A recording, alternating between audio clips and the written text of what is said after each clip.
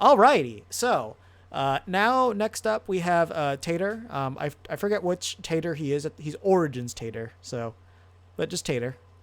Doing Tater right now. Long time classic on here. Goes a bunch of characters, but I feel like I've critiqued his Lucina more than anything. But I've got a couple of his duck hunts. Like I think we're getting closer to the 50-50 level now. Yeah, definitely more of a beginner's guy. Kind of has like issues with spacing and understanding like what stage control is.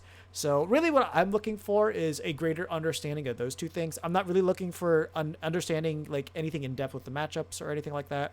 I want to focus purely on what he's just kind of gained in that sense. So we're going to be talking about that. Actually, Gelato, what's up, dude? I'm actually not sure who you are, but what's up? I am indeed having a good day. Are you somebody that I know? Like, are you Discord or are you an IRL person? Never know sometimes, fortunately. It just happens. It's like the tag is just something I don't recognize. So yeah, so patch salts, a lot of things that I'll be saying here will probably apply to you. So let's get on to it. So he just went for a raw call out with going for an aerial there. Sometimes it works.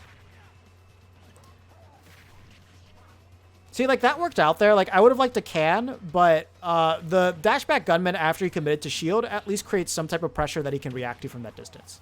Obviously, they're not watching his opponent, and now he died. Literally, because he decided not to watch his opponent right there, he died. That's something you need to keep in mind. Like, it could just be over that quickly, depending on what character you're fighting in. Joker's going to be one of those. And then, like, over here, he could have easily air dodged that down air, and that way it would have been harder for him to convert. Not only that, it's like he didn't like take time to like set up the can as well to get over it. So if he did those things, it would have been a bit better for him.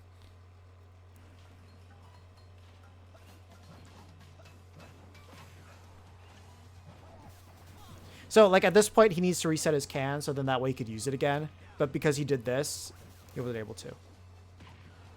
And I think he kind of realized too late that he actually had the roll set up there, but just kind of panicked. That should kill. Yeah, unfortunately that didn't work out the way that he intended to. Like, I know he wanted to get down throw up air, but he just kind of set it up wrong. He got lucky that the counter didn't work. Also, yeah, I don't like... so there are two things that you can set up off of, like, hits. So you can do gunman, but, like, overall, it's generally going to be better to go for cans in these instances. Like, here he's a little bit too close to the opponent. While gunman should technically force an option like it does here, overall, it would have been a little bit easier for Joker to punish him. Like, jump back can would have probably been the most optimal thing to do.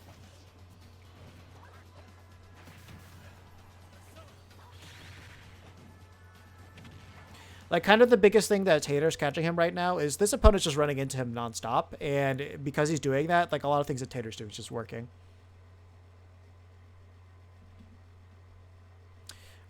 So... it depends where the can is.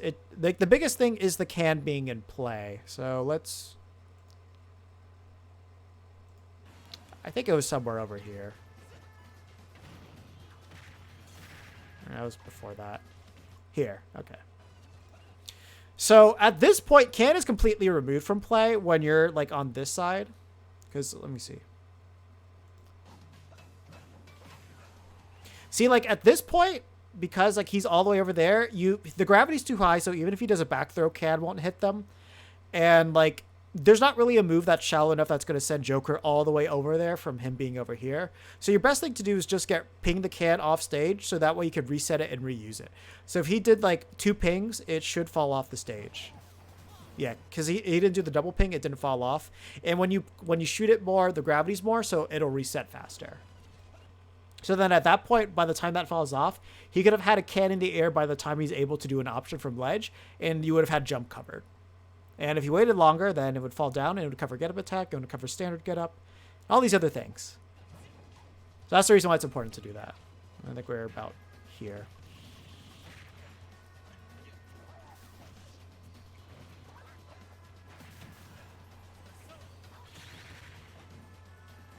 But yeah, see, like, he's just mindlessly mashing right now in Tater's face.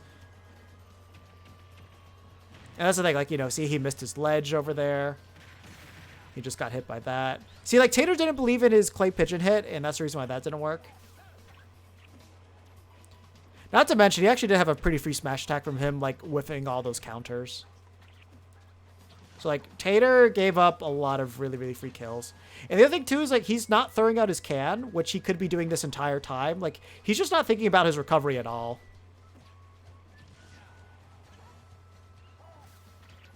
And I will say this. I like using Gunman against, like, tether recoveries. It's just, like, it's way less committal. And it still allows you to use can for the top if they do happen to get past it. Because can's kind of tricky to catch them with.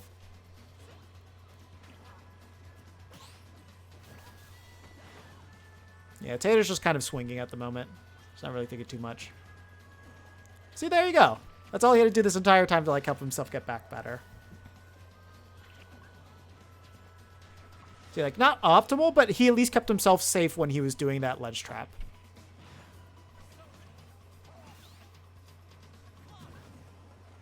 Again, not optimal, but he still kept putting himself in a position where he should be able to cover. Unfortunately, it stuttered, so I didn't see what he did after that. But, like, he at least did the right idea by trying to go back to control center stage. So I have no idea what happened because the recording device that he used glitched out. Or I think this is just the Smash Ultimate thing. If I saw correctly. Yeah, it's a Smash Ultimate issue. He did the correct thing, but it's just that he didn't space himself correctly afterwards. Can't you nair under ledge to catch? Yeah, nair's a really good way to catch tethers. Like, that's kind of the main thing that I use. But generally speaking, it's going to be safer for you to just do ledge coverage, so there's not really a need to do it. But certain ones, like if you're fighting Belmonts or Min, like, offstage nair is pretty good. But, like, against Joker, it's a little bit more questionable, because there's a lot he can do. And if he's got Arsene, sometimes he can just reverse it on you very strongly. Yeah, kind of hard to react. Again, he's not using can to help recover. That's kind of like one of the main issues. Gunman again.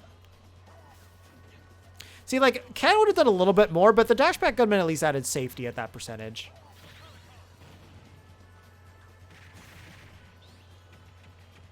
See, that was a really good weight right there. Like, he has an understanding of, like, playing around people's options, and that's good. So can. See, like, right there, he just did a mindless rush at him with nair, which absolutely no sense. Like, instead of going for a setup to, like, help him approach or help catch him approaching, because this Joker is literally running at him and just bashing in his face. Like, there's no reason for Tater to approach. Yeah, he honestly would have taken this pretty easily.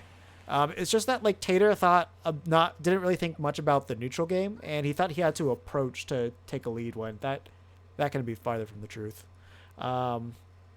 So, like, not only did he run into that issue, the ledge trapping, not bad, but it wasn't optimal. That's kind of the best way to put it. It's just, I wish he focused more on option coverage rather than just consistently trying to, like, do the 2-frame dare on his tether recovery. Like, if he did the down air on can at the ledge, so that way, like, the dare lasts for, like, 10 frames, that makes sense. That's pretty easy to catch the tether recoveries. But if you're not doing that, I don't know, you're kind of wasting your option with that. But at least he's trying to be safe with it. That was easy enough to find. It's just a 3-minute video. But yeah, no, it's important to get these concepts explained. Like, the whole reason why I do these things and I upload them to YouTube is just to make sure that you guys learn. And it's like, you make sure you guys learn at various levels. Like, something that I've noticed with the videos that I have is there are certain players that get way more consistent views than others.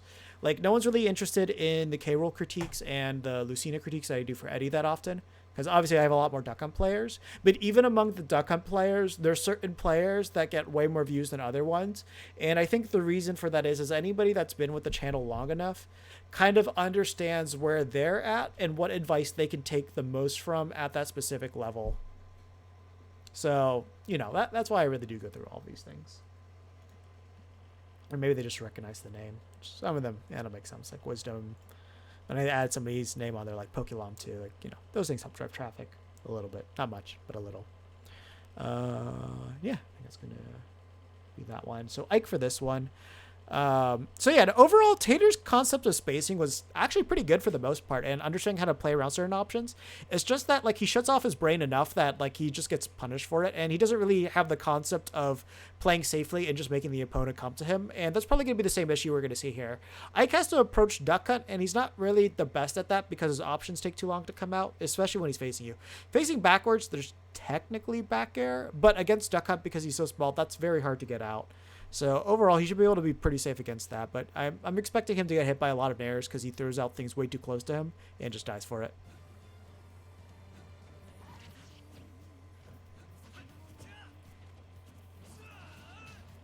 So up there.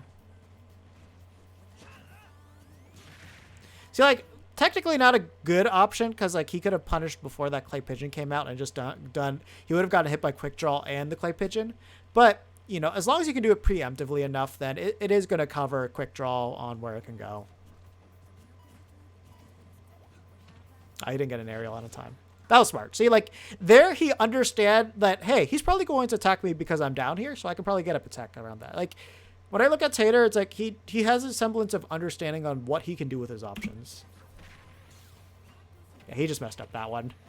And honestly, he played around, like, there's probably a lag spike there, and he was actually able to play around that pretty decently.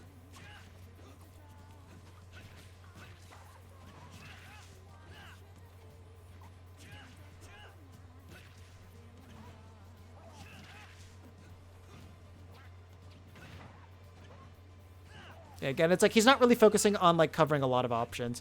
And like right there, if you ever see somebody land on stage right as soon as you grab ledge, you can drop down, drop up air. So he could have gotten a full combo off of that. Again, like off of that can, like over here, super important. So no true follow-ups off of that. Your best option here is go here and throw out can, so that way you can get this platform covered. And if he decides to do something like quick draw to like try and approach you, you can shield before that quick draw can get you. Which is, you know, exactly what he did. Good air dodge response there. Again, it's like, yeah, he wasn't trying to play around and punish that nair, but he had more than enough time. He almost put himself right into that F smash. But, you know, if you see somebody charging up long smash attacks like that, clay pigeon it. Don't need to put yourself in a vulnerable position. Also, something to keep in mind is Aether should not be safe on shield in any capacity. It's scary to get hit by, though. Let me get the exact shield data on it.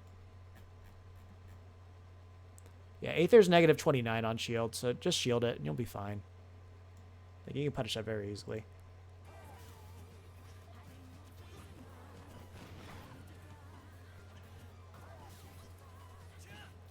So, let me talk about this thing real quick. Whenever you're doing can at roll distance, roll from ledge, you roll from ledge first, then you hold shield, and then you ping the can. Or if you know if they're already holding shield, you just run through them, and then as you get over here, you ping it, so that way you stop them from chasing you. And they pretty much will never punish you. Again, just shield it and then punish him, because he keeps doing this.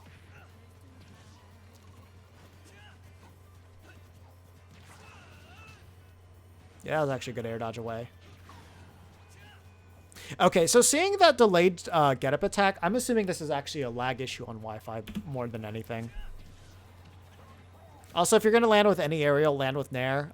Nair at this percentage should lead into a tumble, which you can get a tech situation off of, which if you read a roll in, you can kill them with F smash pretty easily at this percentage.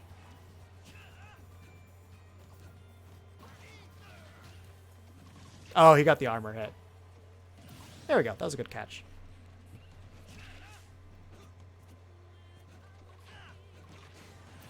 Yep.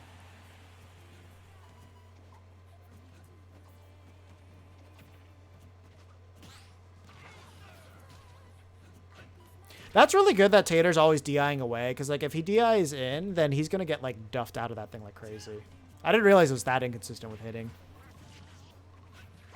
But I think I always hit with like the top part whenever I'm using Ike. Yeah, so he just messed up execution there, but that should have been like a clean like 40 to 60%. Just depending on how he chose to finish off. Really good coverage there. Like, that even covered him going to ledge. But he didn't convert off of it properly.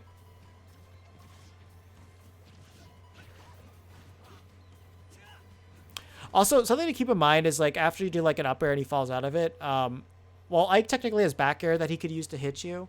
It's going to be really hard for him to get an aerial out to hit you, because most of his other aerials are slow. See, like, forward air is frame 11, neutral air is frame 10, up air is frame 13, down air is frame 16. So it does at least start above, so that's like one thing you have to worry about, that coming out frame 10. But if you get that hit on him and you just kick like with the up airs and you're kind of right next to him, just like fall down with Nair next to him, you might be able to catch him.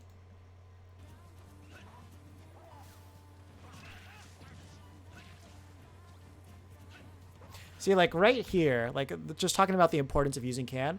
Right here, now he's thrown can here. Ike, if he retreats, is going to be dealt with can. Because he's underneath the platform and he's a short character, Ike has no sword moves that are going to go through the platform. If Ike wants to hit Duck Hunt, he physically needs to go around behind the platform itself in order to hit Tater. So right here, because like Ike's right over here, he actually could have just done short hop up air and he would have caught Ike. It's like, that's the power of just throwing out can there. And actually even having that gunman there because he hit him, he actually could have just gotten a pretty easy punish on him there too. That was really bad. That air dodge was terrible. It's just the Ike player wasn't ready for it.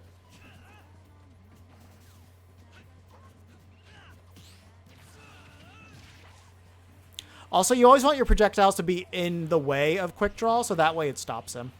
He messed up with a fastball there.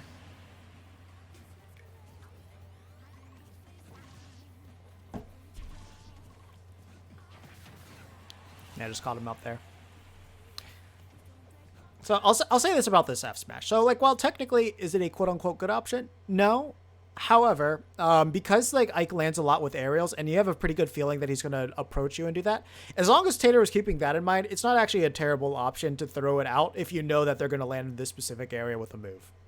It's like one of those like hard call out reads. Like if you know it's going to happen, do it, especially if it's going to kill. But if you need to play for safety and all that stuff and you're not confident in it, don't go for options like that. That's the difference between a good F smash and a bad F smash. It's like that one, technically good. Not the best option, but you know, if it works, you kill him.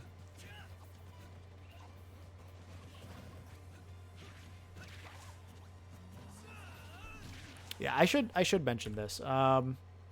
If you ever get like a situation where it's like the jab like doesn't really fully connect because you hit the tipper of it, because like he sort of fell out of that, just let it go of it immediately, because it's going to be a little bit of a tricky position for a lot of characters to punish it, and they'll probably have to go for a really quick option to punish you. So obviously some characters have really good quick punish options, but for the most part, it'll be a little bit difficult for them to actually get a hit on you with that spacing.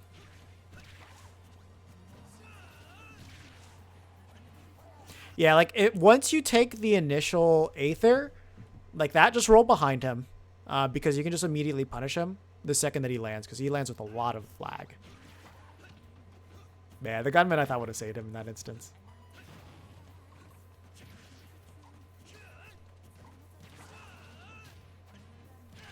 Ooh, really bad gunman there.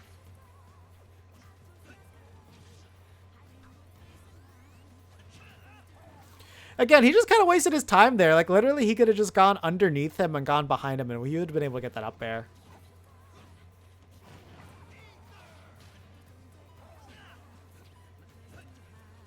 Like, him doing quick draw right there is not a mind game. Like, literally, legitimately, he's only covering this, and that's it. So just approach him, get under him, hit him.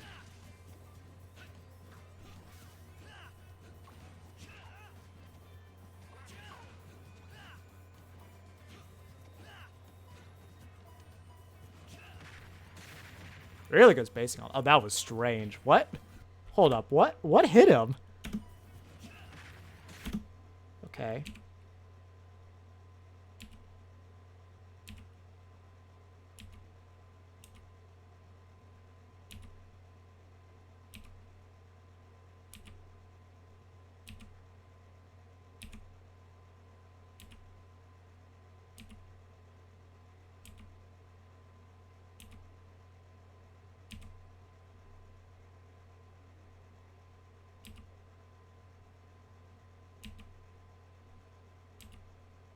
Okay, I'm genuinely confused what hit him. Like, if you look at this, there is no particles, nor has Duck Hunted started the second clay pigeon animation. What?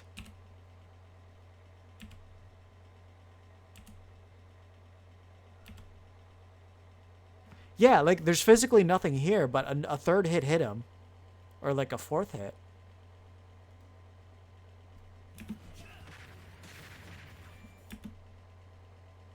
Okay, so I think it was like it's like the middle, the third hit missed in the middle.